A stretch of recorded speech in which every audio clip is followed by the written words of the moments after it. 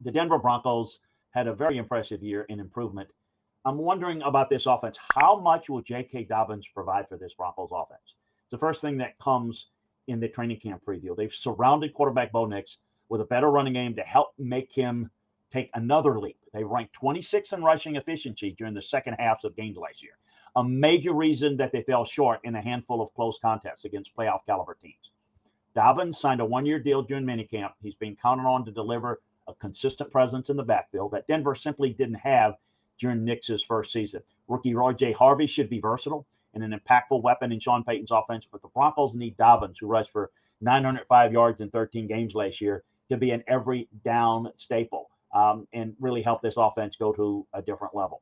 The biggest strength of this Broncos team is their elite defense. That was their biggest strength last year. It was one of the best in the NFL that past season. Only the Eagles allowed a lower average per play figure and fewer yards per play than the Broncos in 24. They also ranked second in the league with a 40%, actually 39.9 pressure rate. We'll call it 40%.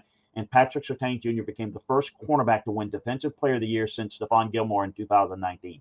They drafted Jahdae Barron in the first round. The Broncos are on that short list of having one of the best defenses in the NFL. The weaponry on offense is the biggest weakness, which is why we mentioned J.K. Dobbins.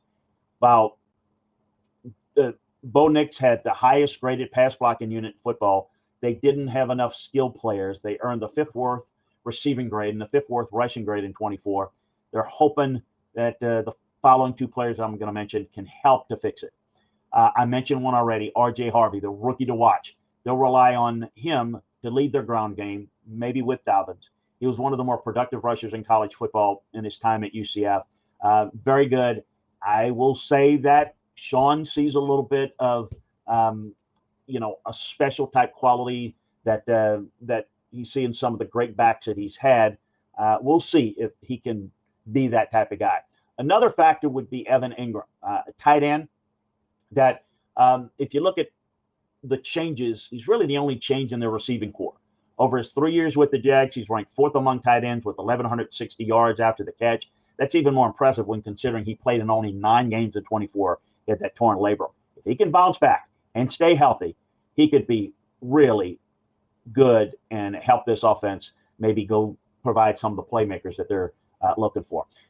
Broncos certainly in a position to make a run to close the gap against the Chiefs. How much? It's going to depend on the playmakers and health on offense, no question.